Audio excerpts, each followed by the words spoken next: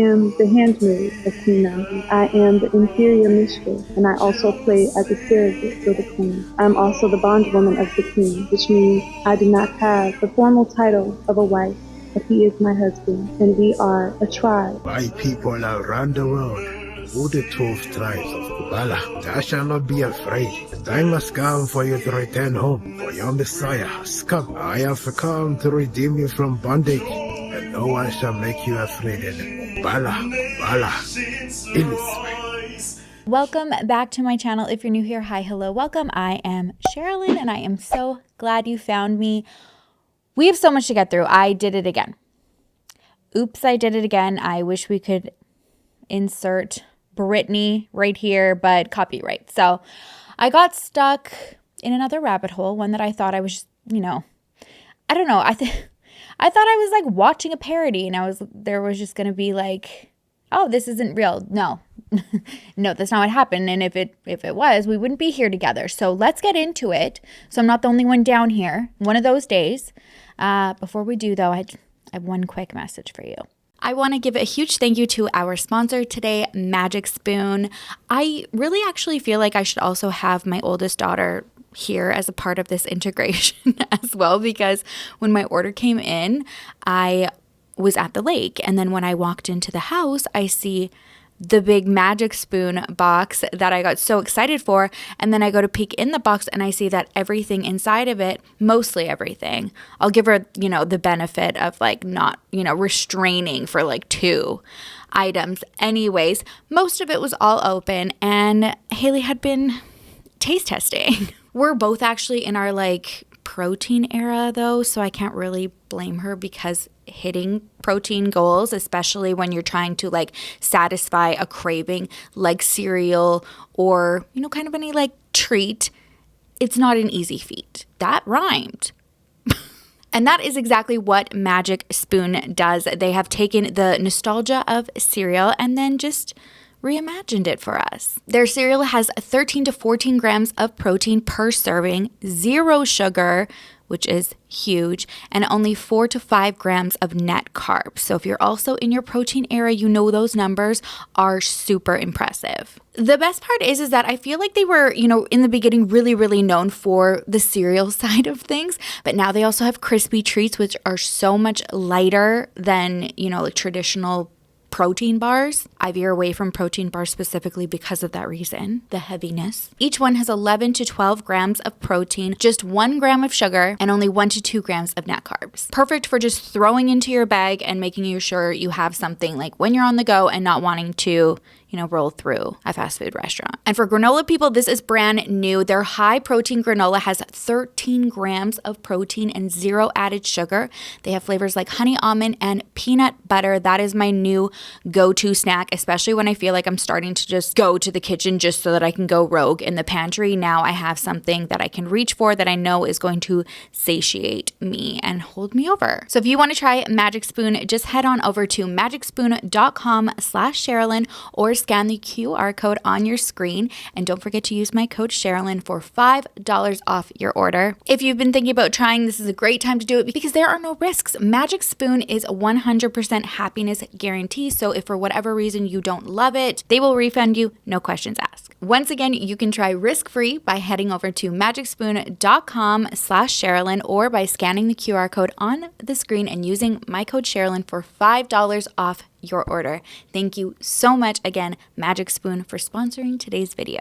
All right, so if you're not on TikTok, which I know a lot of you aren't, and then it's kind of, fun because we all get to like get caught up together, and then you get to go in these rabbit holes with me, and I really appreciate that, so that I'm not alone down there. So if you're not on TikTok, you may have missed the news that a missing 21-year-old woman from Texas has recently been found, okay? Not somewhere in America, but across international borders in Scotland.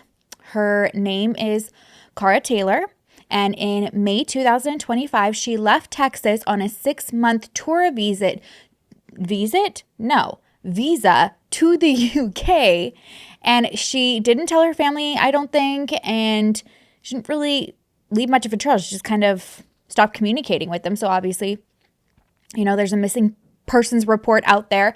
And then this past week in August of 2025, if you're watching from the future, hello, the story of Cara being found went viral because she was not found in London, not traveling across Europe, but she's living deep in the Scottish Highlands in the border town of Jedburgh, living off of the grid in a forest encampment. She's with a married couple much older than her named Kofi Ofe and his wife Jean Gasho.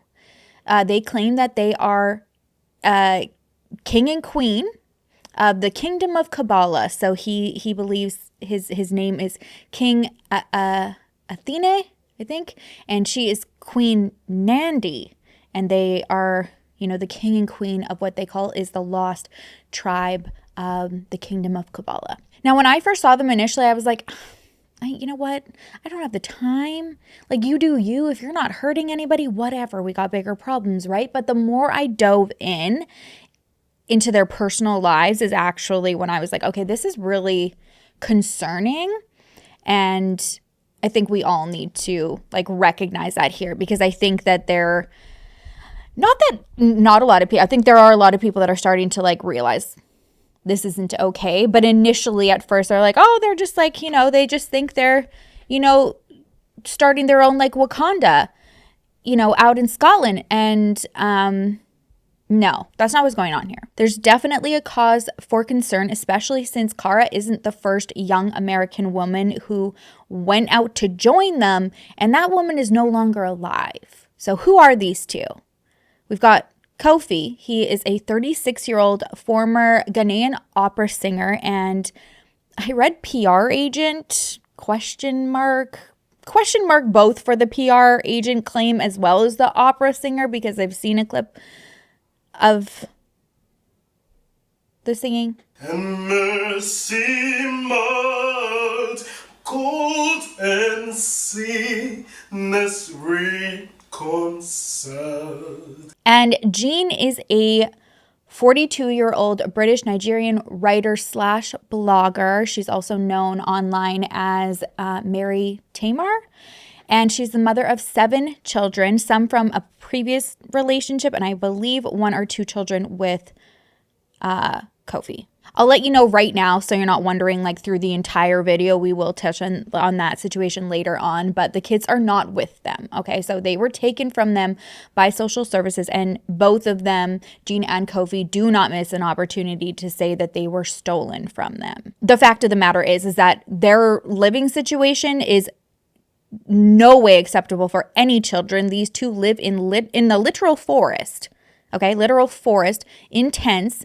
They spend their days filming TikToks of themselves, dancing and chanting, eating junk food that strangers will drop off to them. I also just want to stop and make it really clear that I'm not saying that I do not support actual tribes with, centuries of traditions and oftentimes dances and languages and ways of living.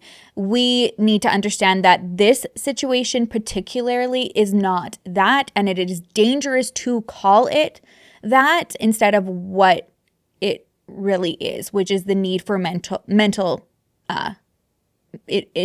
intervention here. My personal opinion, I believe that this is spiritual psychosis in overdrive, and they are attracting vulnerable people with false promises here. Now, we get to see a lot of their beliefs through Jean's blog posts, and I think that's what solidified that this is not an okay situation for me. So in August 2019, Jean wrote on her blog that her husband is a direct descendant of David, and the Israel in him has been awakened. She wrote that 10 months prior, God had given both of them a revelation of who they truly were, king and queen. They believed that they were called to be with each other, and that, per her words, my husband is not an ordinary black man. He's a very dark-skinned man for starters, which was the first thing which attracted me to him, his magnificent skin. He doesn't only stand up because of his dark skin, he stands up because of who he is inside. He took me and my 4 children and adopted all 5 of us into his family. He took me and my children into his family. God showed us that my husband has been called to be the Boaz. He is to me, which is king, not only to me, but just certain black women who too have been called. She goes on to say, my husband will celebrate the end of 400 years of slavery by taking another wife. This again is a fulfillment of prophecy. It will all be done according to the scripture, Isaiah 4:1. And then she goes on, has a quote saying that, and in that day 7 women shall take hold of one man. We will eat our own bread and wear our own apparel. Only let us be called by their name to take away our reproach. And then she immediately follows up saying, women interested in joining our family will have to pay their way. We are not in a position to feed or look after a woman who wants to be his second wife. And this is a big problem of mine that I have with them, because you will notice as we go through this and like you get to see clips of them and stuff like that. And it's not just with them. I do see this a lot with like really like hyper religious groups and stuff. They will, pick and choose what words serve purpose for them when it comes to religion, and then have excuses for like the stuff that they don't want to follow. She then goes on and lists pretty much like his types of potential candidates. She says, my man is a man of honor and integrity. He only sees a certain type of beauty and woman. He's only attracted to black women, and black means black, not mixed race. Trigger warning. Like, I feel like even like for me reading this, I was like, there is so much racism going on here. If you go into like her blog post, it's just like, I'm just like, whoa, why all the hatred here? You're preaching like so much like love and acceptance and understanding, and that is just not like what her writing reflects at all. She goes on to say, there are a lot of things he despises on a woman. He cannot stand a woman who wears wigs, weaves, or braids. He cannot stand heavy makeup or heavy jewelry. If makeup is to be worn, it has to be very subtle, and jewelry has to be very small or not at all. He hates false nails. He loves natural hair, especially shorter hair. He doesn't mind colored hair, but it has to be your own hair on your head all the time. He doesn't like women to be too thin or too big. You have to be a healthy, curvy black woman. He likes raw beauty. She says you have to be between 25 years old and 35 years old of age. If you are a single mother, you have to have a minimum of 2 children, and you have to be able to provide for yourself financially. All right, she goes on to say, my husband will hold interviews, and the women who will be selected to go on a date with him, and out of the selected candidates, he will select his wife with my help, but it will be his choice above all. She has to have the right spirit and energy. My husband is very sensitive to certain types of energies, and he will run a mile if a woman is carrying some negative energies. He has a crazy sense of wisdom and discernment. He can literally read a woman just by looking at a picture. So I trust that whoever has the honor of becoming his second wife will be a woman of integrity. And this next part is when my jaw dropped on the floor, because just spend a minute in that blog, but there's a lot of concerning things in not only all of her stuff, but this post particularly. But she has the audacity of carrying on and saying, those interested in becoming his second wife, please send your application bio and picture to my husband and then provides the email. And if you are a single mother, you pay £500 to be considered. This isn't for the date, just to be considered, to send your information, to be judged by him who just looks at a photo and feels your energy. So to be considered for a date with him and spend a weekend with him, and then she puts in brackets, no intimacy. If you have no children, you pay £350 to be considered for a date with him and spend a weekend with him, also no intimacy. If you are a virgin, you do not pay anything. However, your virginity will have to be medically tested and proven. Also, spend a weekend with him, no intimacy. She says that the reason women have to pay is because my husband is the one doing a service and sacrificing for single black women. More black women are single because black men are sadly being taken by white women. The successful candidate will become my husband's wife and have a private marriage ceremony. but will not hold a legal marriage certificate. Because, yeah, illegal. Which is so funny, again, because, like, there's, like, certain times where they're just like, we're above the law. We don't, like, listen to, like, your paper and your orders to, like, have us vacate the premises. But then they're just like, well, no, we know that this would actually get us in jail. So this post was in August 2019. And then she pretty much finishes up by saying, like, she's not nervous or threatened about having another woman join the family or her husband having a second wife. She said that she's, like, very confident in herself and she doesn't mind sharing her husband because he has so much love to give. And then finishes by saying, excited because it means I will have a companion and helper.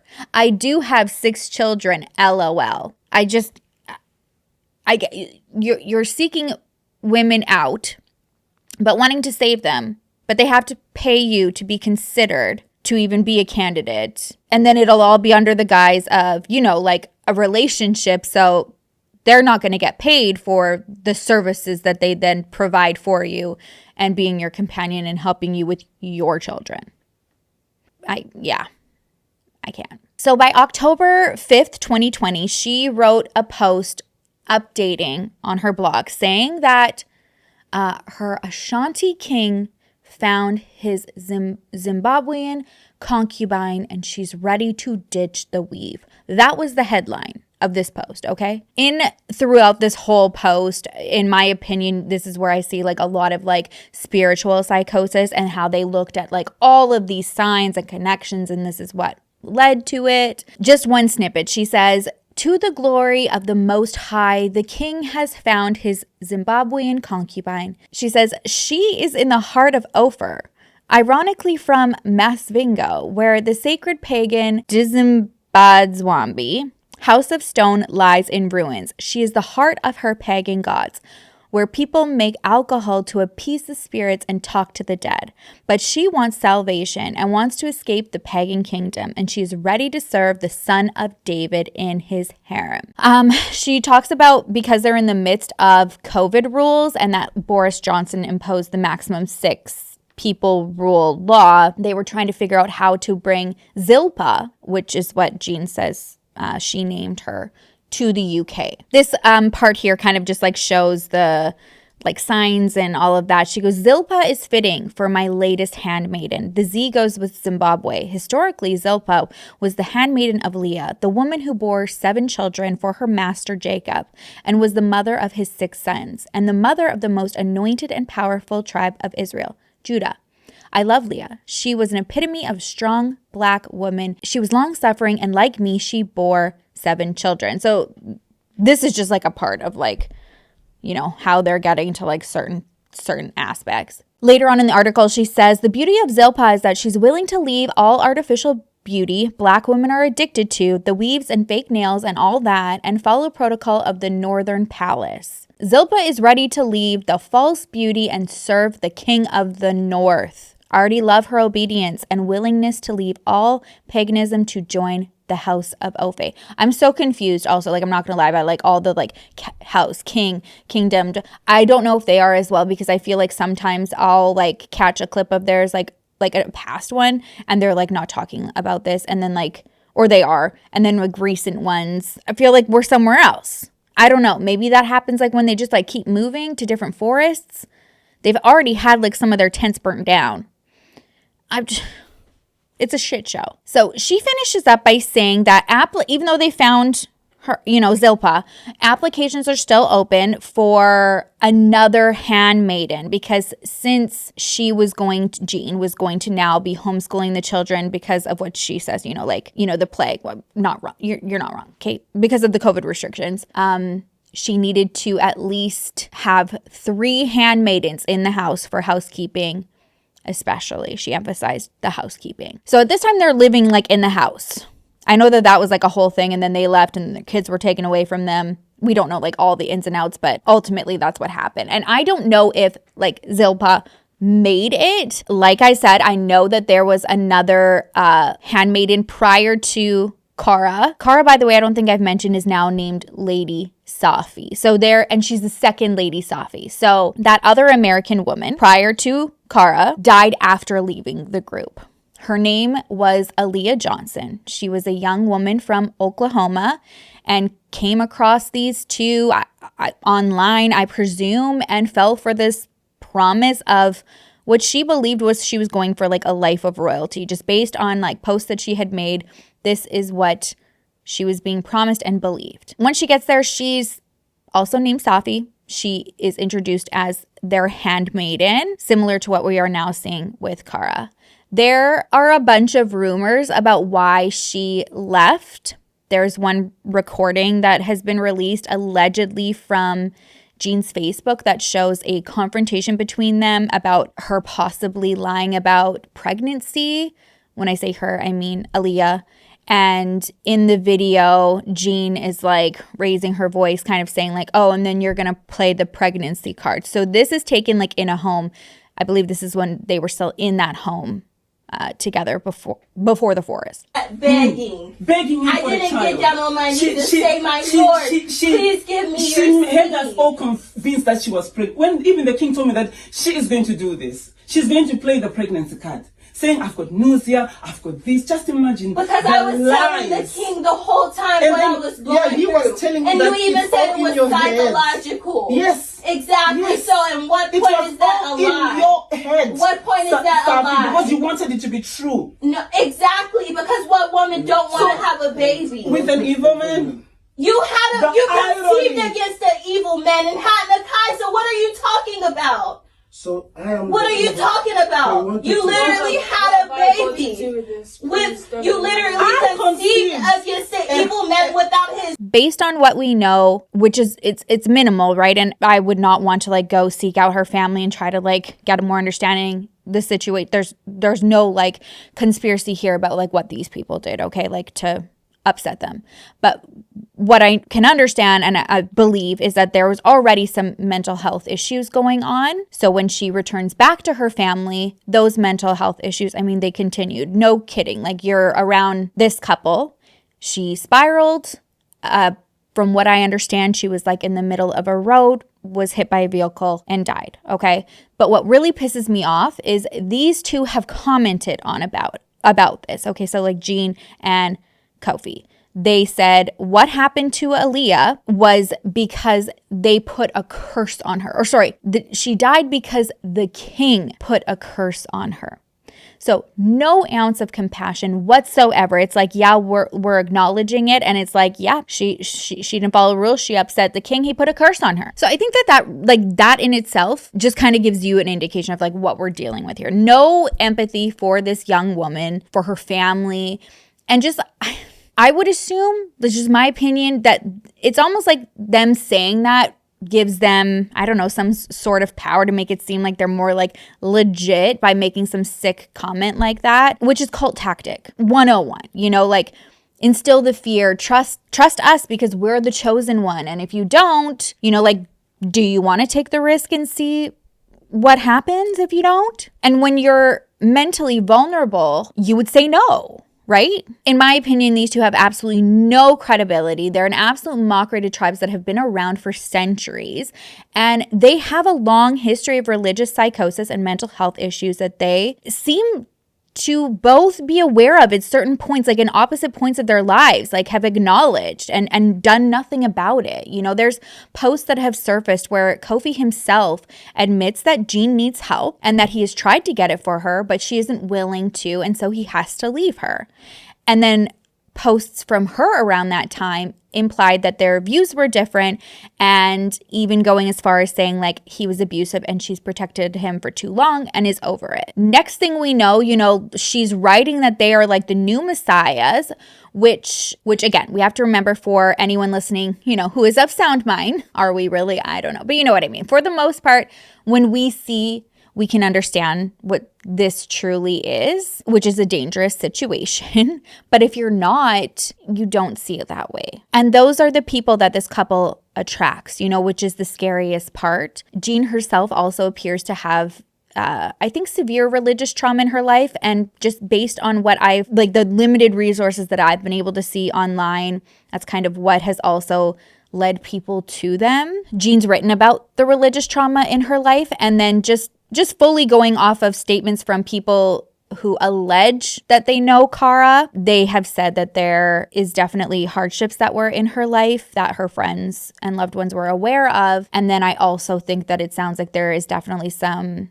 religious trauma there as well. Now, like I said, like Cara isn't just like some, follower member that went around. Like she's being known as like Lady Safi, the handmaiden to this king and queen. And people are obviously concerned for her. She's young, impressionable. Based on some Reddit sleuthing, it looks like she's been following this couple since like 2023-ish, so like 18 or younger. And from my understanding, she also has a 1-year-old child that she was, willing to leave to go stay with this couple. Taking that into consideration, it makes it more real. Like it's just devastating, and it shows the severity of the situation. We're going to insert a clip from one of Cara's schoolmates, and I think she just puts the reality of the situation into perspective really well. Went to school with her, bro. We fucking went to school with Cara, bro. So all the jokes and all the hee hee ha ha, oh, this woman's playing Wakanda Forever in the woods, I don't find none of that shit fucking funny. Cults are real. And it really hurts me and pains me to see this on the internet. Like, this is somebody that we went to school with. Like, who the fuck are these people? Who is this Ghanaian man and this Zimbabwean woman? Like, who are y'all? Y'all are double her age. Y'all really could be her daddy for real and her mama. And y'all are literally using her to produce children and making her think that she's inferior to herself. Like, I'm so fucking baffled. It's not even funny. It's really not funny. I don't find none of this shit hilarious at all. It's actually fucking scary. And I hope her parents are getting in contact with the U.S. Embassy in Edinburgh, Scotland, because she needs to be home. There's no reason for her to be playing Handmaid's Tale over in Scotland. And I literally just made a fucking video about this, bro. Like, what the fuck? This shit is actually scary, bro. It's scary. And I hope Cara gets home, because damn, like, bitch, we grew up with you. What the fuck are you doing in Scotland? And I honestly feel like, based off of the clip that I already seen of her talking, she's saying that she's an adult and bro, that's a sign of Stockholm Syndrome, where you start identifying with your captors. Like, hello? Can we wake the fuck up and go get her? If anything bad happens to Cara, I will literally never forgive y'all for making a mockery or laughing at the situation for what it is, because I don't find nothing funny, like I said. And I'm going to continuously do research and dig and dig and dig until I can find anything about these people and notify whoever I can notify, because the person who used to be their handmaiden or whatever, handsmaid, she's dead. Okay, and I saw a video that just resurfaced. Abusing her. I would never do that. Never. I'm not stupid. I would never. Now, thank you. Okay, is this all? Because I want my phone and I'm going to get my phone. Yes, Aaliyah. Thank you. Aaliyah Johnson. Aaliyah Unique and Johnson. And yeah. Not a false reality. The moment she crosses, this is one thing. I already have you blocked now as we speak. I already have you blocked. So don't think I'm going to come begging you. I already have you blocked. You don't even have the audacity to think what type of woman I am. You think I'm going to cry about a man? Do you honestly think I'm going to cry about a man? Which y'all just saw. And if anything were to happen to Cara, like, y'all don't understand. The high school that I went to, we've had at least approximately 6 to 7 people die, bro. 6 to 7 people died from 2019 all the way up to 2025, bro. And if Cara is the next person on this list, I don't even understand. I don't know how I would be able to take the news. Mario, Antoine,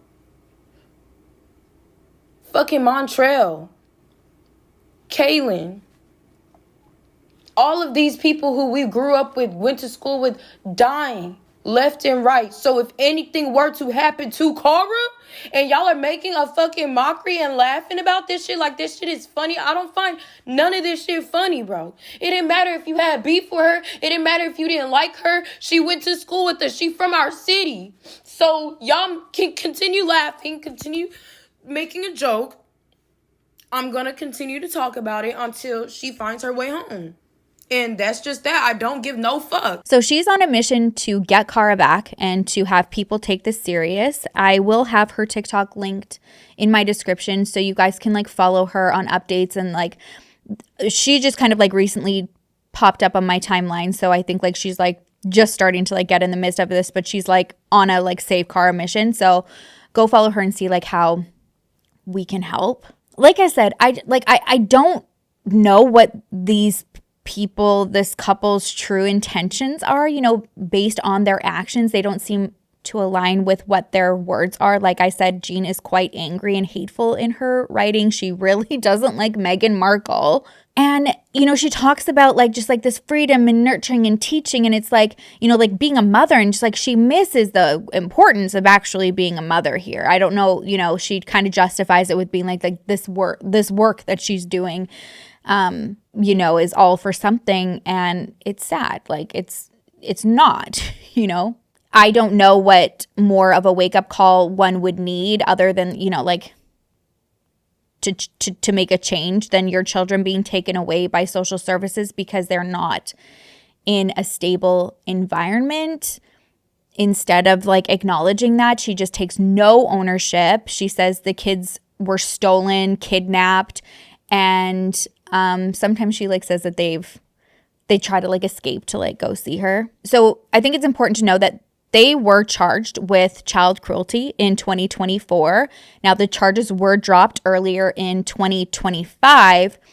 From what I can find online, there was no significant evidence, and it gives specific dates. So it's from like June leading into July in 2024. So that seems to be like a specific timeline that they were trying to prove like something happened, and maybe they couldn't get like confessions or statements from the children, which would make their case hard to prove. And from what I've seen like of the older children, it definitely seems like there is, you know, brainwashing there as well.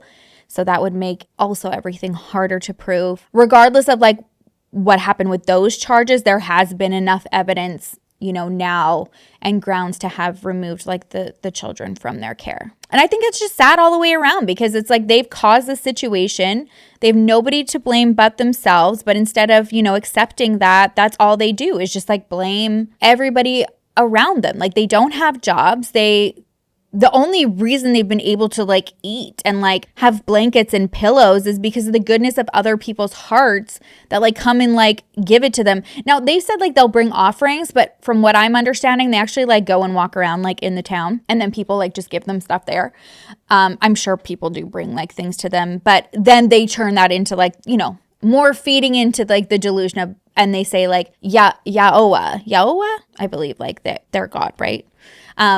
Did this, brought this. So like keep following because we're getting gifts every day. I have seen a couple posts of, again, people who allege, all right, everyone, you know, knows somebody, but anyways, saying that they're locals and they've seen Kofi like just loitering outside of the co-op, and then he uses the Wi-Fi and then gets food from people. I'm going to admit, I did have a little bit of a chuckle over this clip the other day.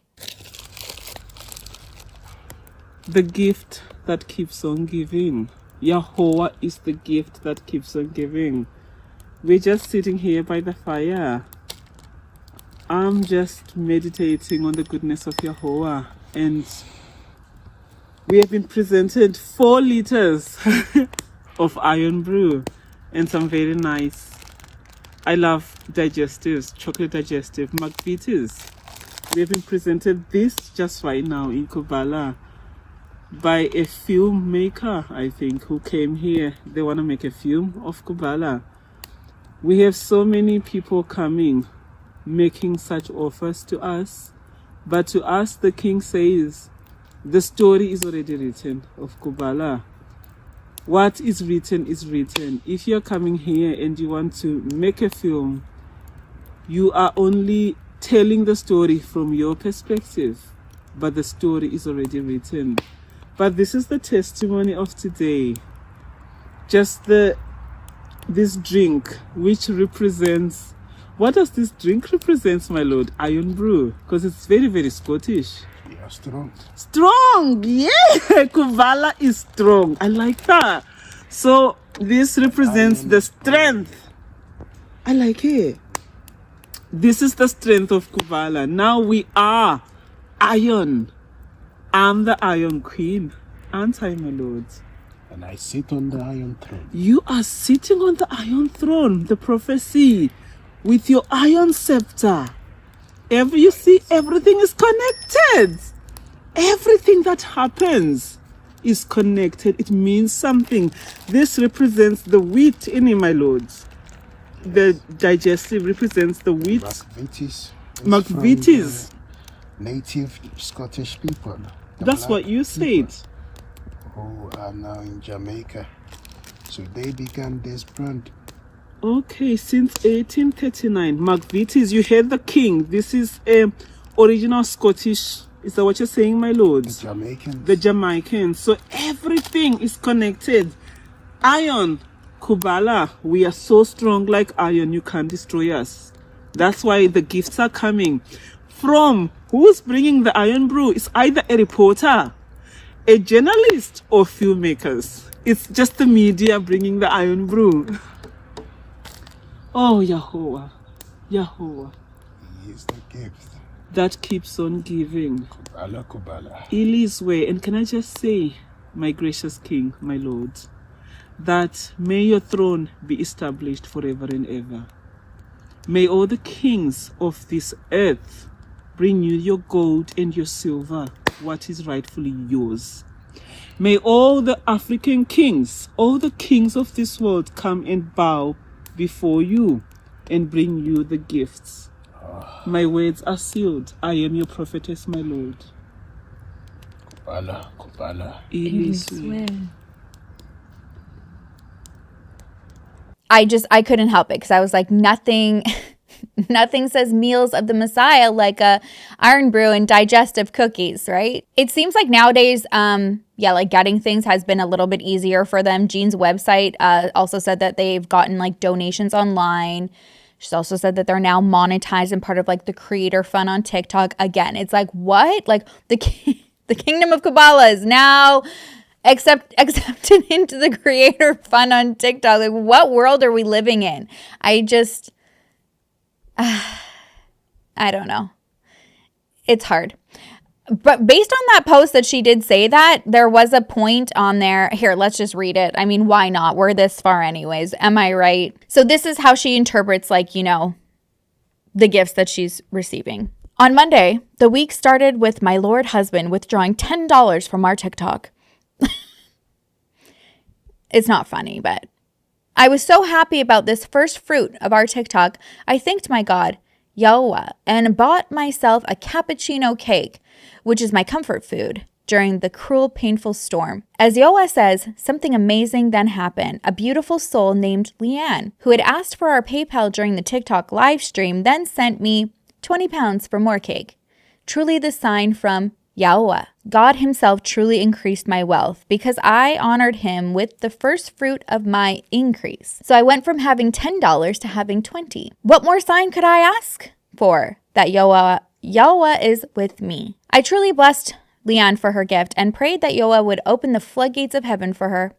I went into the bank because I have children who keep losing my bank card. Every time my 14-year-old son runs away from captivity to spend time with me, I give him my bank card. The last time I gave him my bank card, he lost it. So I was a little angry with him because it is so inconvenient as I have to order a new card and set everything again on my phone. So as I went to the bank to withdraw my cappuccino money, the bank teller was so kind to me and he told me that my account was actually due for an upgrade because I have a substantial amount of money coming in every month. I was due rewards and benefits. He said I could be getting up to 15 pounds a month. Is that euros or pounds? I'm so sorry for anybody. Is it pounds? I'm so sorry. In rewards. He then upgraded my account. So I thanked Yehovah and my son who lost my card. Because if he had not lost my card, I wouldn't have gone into the bank and I wouldn't have had my account upgraded. So yeah, there was a lot to process there. I'm trying to like hold it together because it's a serious situation, but it's like you're reading this. I guess you're like thinking of like the kingdom of Kabbalah, like I don't know, going by like the Lord and Lady and the King and the Queen. And then we're like, I got my cappuccino and my TikTok payment. And on my live stream, I met Leanne. It's just like, it's just unbelievable. But it's really, it's sad, okay? Because I don't know what the F they're going to do. We're going into the winter. Like, the reality of the situation is this is actually happening, okay? And they, right now, I guess, believe all of this. And it is cold in Scotland in the winter. I'm telling you. I was there in November thinking, I don't know why I was thinking that. I'm like, it's just like, seems like kind of like typical of Canada. I don't think you got snow. I'm spiraling. Anyways, I'm like, I remember being in November and I was freezing. So I know he sometimes calls himself the King of the North, but he is not Jon Snow. All right. And the best thing that we can do right now is not encourage this. Like, do not send them gifts on lives. It feeds into their delusions. And I don't mean delusions in a mean way. This is literally what's going on. Like, they are delusional. I know that, Chelsea and I on the podcast, we sign off saying stay feral, stay delusional. Because I do feel like we need a little bit of delusion in life to like get to the success point that we want. But there's also like a point where we're just like, no, babe. No. I truly believe that they need help. And even if this is just like a grift, they don't need to be making money off of it. Even if this is just like a grift, I truly don't think it is. I do think that they're in a psychosis. And what do you call it when like the phobia? I think that was it. I don't know. But you know what I mean? Like, it's like, and then you're both like in psychosis or just like in a mental state and then like feeding off of each other. That also could be it. So regardless, if that's the case, if this is a grift, they don't need to be making money off of it. And Cara needs to, find her way back to her loved ones. I know that she has, made a statement and said that she didn't want to be with her family. And I don't know like the reasons why that she's given, if they're true or what, if she feels that way, that's on her. I do hope that, pleas from her friends who knew her make their way to her, and that she knows that there are friends who, want the best for her. At the end of the day, it does seem like her family does as well.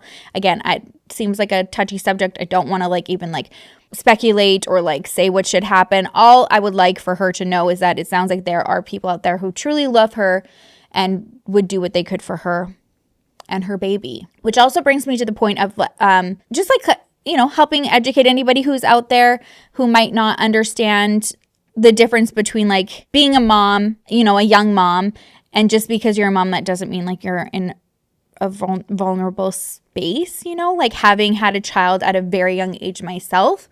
Those are some really, really tough times. And it doesn't mean that, like she's not been groomed in this situation. I do see people missing like the whole definition of, grooming a lot. And I often, I think it's like just associated with like when an adult grooms a child. And that's not it. Like anybody can be groomed. And especially like if it's like in this type of vulnerable situation, I don't know, it's scary. It's a tough situation. I don't know what can be done. I do definitely feel like this is like a grooming situation here with people who are already needing help themselves. Like this couple is double her age. Like just to clarify that, right? Like Jean is double her age. He almost is. And they are having her like essentially as his second wife, their handmaiden. That is, it's messed up. Like it's gross. Like, and it's a severe situation that I think is just kind of like getting overlooked because of people just being like, what are you guys doing? You guys just like playing Wakanda? And it's like, no, like, let's take it seriously. Just like Cara's friend said. I do hope that as this gains like even more attention, as it already is starting to, more will be done. Recently, a spokesperson for Scottish Borders Council said that they have been working with the police in Scotland in relation to an illegal encampment by 3 occupants on council-owned property at Hartridge. It's near Jedburgh, is what they said. They also said in that statement that they included the provision of advice and information about housing options and other support services. And that is another thing that I've seen alleged online, is that they were placed into like council housing last winter or at some point. Again, it's like, if that doesn't come with like a stipulation, like something more needs to be done here. Because it's just like, again, they're just going to be like, see, now all of a sudden we have a house. This like, follow us because this is what happens. I don't know. I don't know. I don't know it. I know that it seems like several, council people have been out to see them. I don't know if this was the interaction that I just read that was recorded, but I'll show you one. There was a interaction that they recorded where they were given notice to leave by a certain time, and based on the video, it just like it did not appear that they gave a crap about leaving, but I guess we'll see what transpires. So roll that. Here, Asnat. There you go. Record him boldly.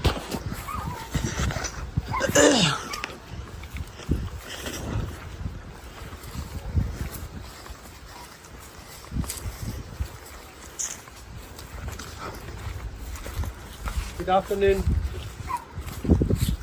How are you? Afternoon. You okay? So I'm from the council, and I spoke to you the last time I was here and informed you that the land wasn't suitable for staying on. I did inform you that there would be possible action taken if you didn't leave. So I've got a court officer here today to inform you of your notice to quit. So this is Ellie from the sheriff officers. So that's what I've got for you today. So it's just addressed to the occupiers, and obviously that's yourselves. This is a notice to eject. Obviously it just lets you know that this is the council property. And you've got another week. They've given you a grace period, so you've got until 12 noon on Wednesday the 6th of August. That's a week today. If you fail to go by then, this is just your notice to let you know that they will be raising court proceedings, and that's the route that the council will be going down, okay? So I'll be leaving this with you. If you don't want to take it, that's fine. It's still personal service, and I'll be dropping it at your feet. But like I say, I would heed the notice. This is them just giving you a bit of grace and allowing you to go before they raise the court action. Do you understand what I'm telling you? You think we will understand what we are saying?